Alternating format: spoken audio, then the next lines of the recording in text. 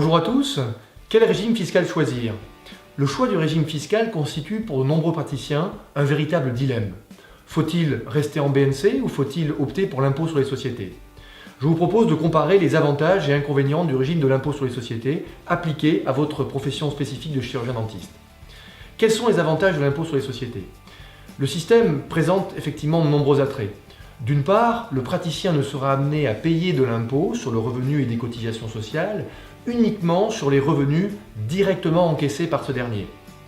Par ailleurs, le régime de l'IS permet un meilleur lissage de ces revenus. En effet, le principe général est le suivant. Une rémunération de gérance est fixée et cette rémunération de gérance, étant régulière, a vocation à limiter les impacts de régularisation de cotisations sociales. Qui n'a pas connu en tant qu'associé dans une SCP soumis au BNC ou en tant qu'exerçant à titre individuel, lorsque notamment le chiffre d'affaires et donc les résultats étaient amenés à progresser, des régularisations intempestives de cotisations en N+1 par rapport à l'exercice N. Et ces régularisations sont bien évidemment directement liées au mode d'appel de cotisation par l'URSSAF et votre caisse de retraite, Carchidan, CRCSDF. Par ailleurs, un des atouts indéniables du régime de l'IS est que ce dernier permet de présenter des états financiers qui indiquent une vision économique des choses, c'est-à-dire que la rémunération de gérance à proprement parler est directement soustrait du chiffre d'affaires et également vient s'ajouter aux charges et donc vient en moins du résultat. Lorsque vous êtes en BNC, le BNC à proprement parler ne signifie rien puisqu'effectivement les prélèvements à proprement parler n'ont pas directement été déduits de ce dernier. Par ailleurs, le régime de l'IS permet, de préparer ses investissements futurs, d'avoir une approche prudente.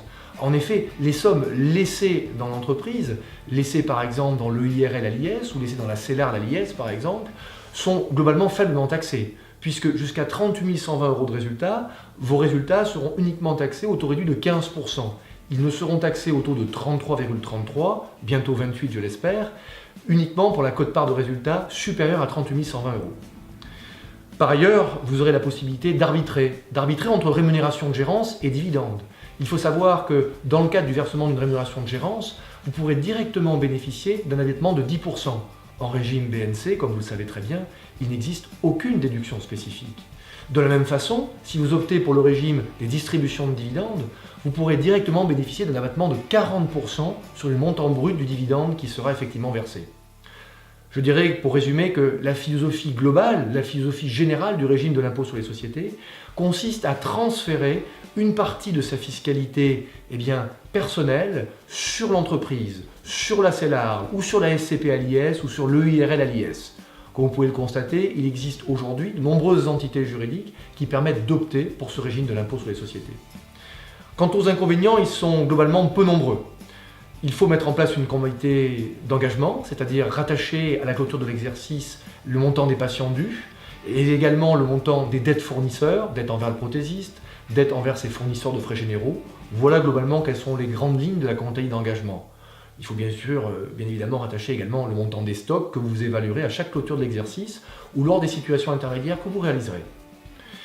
Soyez également prudent lorsque vous passez à l'IS, dans le cadre effectivement d'une association, de l'intégration d'un tiers, des étapes bien précises doivent être respectées et mesurées afin d'optimiser effectivement votre changement de régime fiscal. En conclusion, comme nous venons de le voir, le régime de l'IS offre une grande flexibilité. Une grande flexibilité parce qu'il permet effectivement, il donne la possibilité aux praticiens de pouvoir choisir son niveau d'imposition, choisir sa soumission aux cotisations sociales et donc de piloter son entreprise et son activité de façon plus performante et plus optimisée. Les praticiens désireux de progresser sans être pénalisés à proprement parler sur leur trésorerie devront privilégier ce mode de taxation. Je me tiens bien évidemment à votre disposition pour vous accompagner dans cette démarche et vous dis à bientôt dans vos cabinets. Au revoir.